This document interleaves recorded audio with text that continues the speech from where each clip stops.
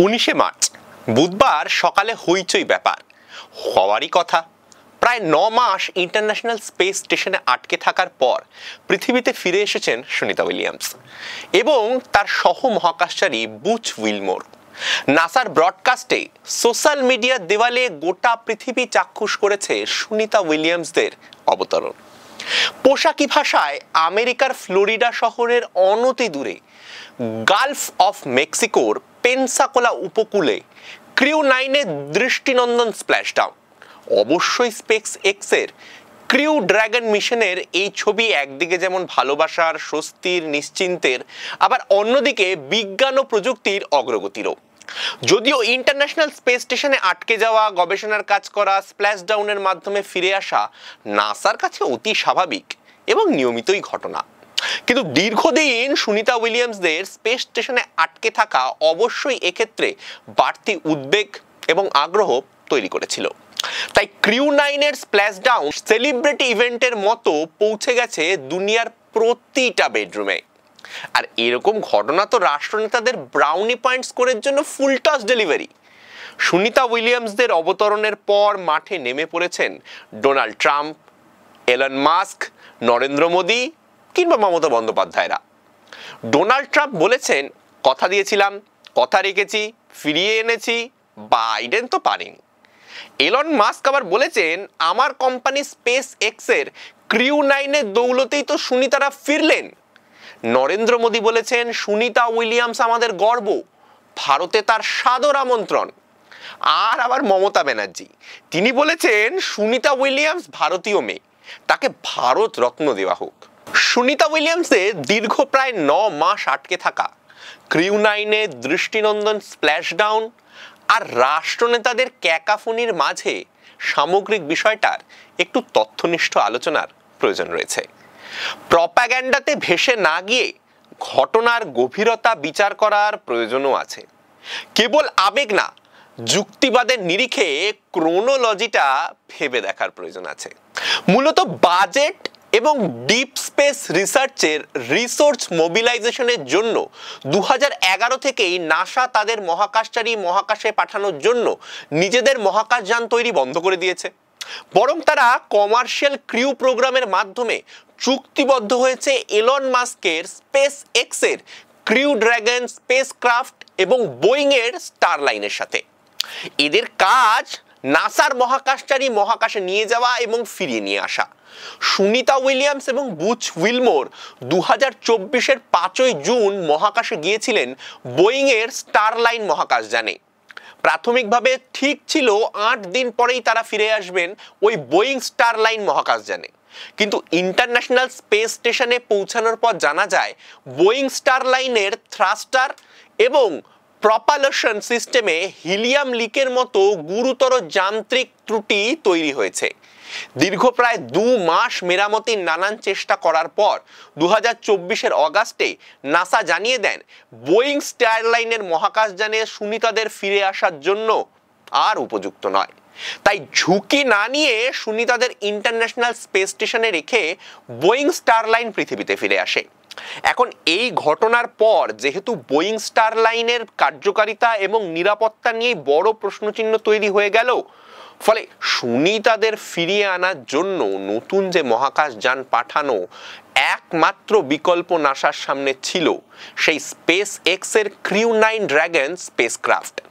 Space x 2020 থেকেই মহাকাশচারীদের নিয়ে যাওয়া আসার কাজ করছে, ফলে এবার সুনিতাদের ফিরিয়ে আনার জন্য স্পেস এক্সের ক্রিউ ড্রাগনের ব্যবহার কোনো অভূতপূর্ব ঘটনা নয়, কিংবা এলন মাস্কের পিঠ চাপড়ে দেওয়ার মতো কালজয়ী উদ্যোগ নয়। নাসা পারেনি, এলন মাস্ক আসলেন, দেখলেন আর জয় করলেন, বিষয়টা এমনটাও নয়।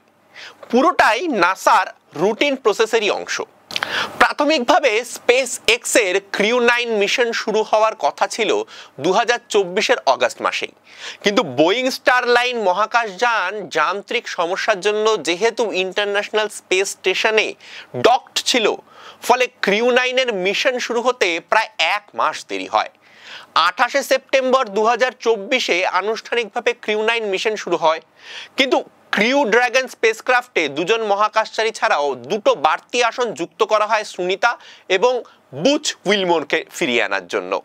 এখন স্বাভাবিকভাবেই এই প্রশ্নটা উঠতে পারে যে সেপ্টেম্বরের 28-এ যদি ক্রিউ 9 মিশন শুরু হয়ে থাকে তাহলে সুনিতাদের ফিরিয়ে আনতে মার্চের 19 তারিখ হয়ে গেল কেন?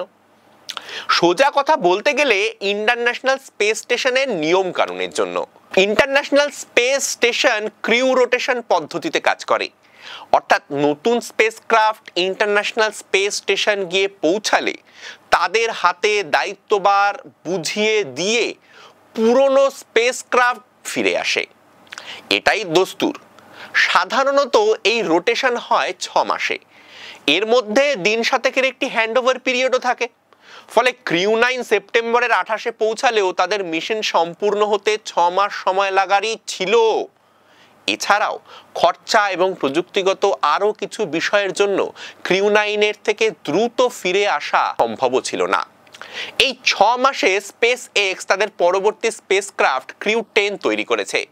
ক্রিউ 10 14ই মার্চ ইন্টারন্যাশনাল স্পেস স্টেশনে গিয়ে পৌঁছালে 4 দিনের মধ্যে হ্যান্ডওভার সম্পূর্ণ করে ক্রিউ 9 নিজের দুজন মহাকাশচারী এবং বোয়িং স্টারলাইন মহাকাশযান যান্ত্রিক সমস্যার জন্য আটকে থাকা সুনিতা এবং উইলমোরকে নিয়ে পৃথিবীতে ফিরে এসেছে 19 তারিখ। ফলে ক্রিউ 9 যে সুনিতা এবং উইলমোরকে নিয়ে ফিরে আসবে এই সিদ্ধান্ত 2024-এর অগাস্ট মাসেই হয়েছে। দুটি বাড়তি আসন তৈরি করে ক্রিউ 9 ইন্টারন্যাশনাল স্পেস স্টেশনে গিয়ে পৌঁছে গিয়েছে 28 সেপ্টেম্বরেই। তখনও আদপে আমেরিকার নির্বাচনও হয়নি, বাইডেনও হোয়াইট হাউসের গদিচ্যুত হননি, ডোনাল্ড ট্রাম্পও দ্বিতীয়বারের জন্য প্রেসিডেন্ট হননি। ফলে এই যে ট্রাম্প যে বলছেন কথা দিয়েছিলাম, কথা রেখেছি, ফিরিয়ে এনেছি, বাইডেন তো পারেনি, এই দাবি ফেক প্রপাগান্ডা ছাড়া এবং নিজের পিঠ নিজেই চাপড়ানোর তামাশা ছাড়া বাস্তবের মাটিতে আদতেই ভিত্তিহীন। আমাদের প্রধানমন্ত্রী সুনিতা উইলিয়ামসকে শুভেচ্ছা বার্তা পাঠিয়েছেন, বেশ করেছেন। ভারতে সাদর আমন্ত্রণ জানিয়েছেন, বেশ করেছেন। মানুষ হিসেবে, ভারতীয় হিসেবে সুনিতা উইলিয়ামসদের ফিরে আসাতে, তাদের গবেষণার সাফল্যে আমরা সবাই তো খুশি। আমাদের দেশের রাষ্ট্রপ্রধান হিসেবে প্রধানমন্ত্রী তাই বেশি করেছেন। কিন্তু প্রশ্ন হলো, পরের ধনে পোদ্দারি করে আর কতদিন?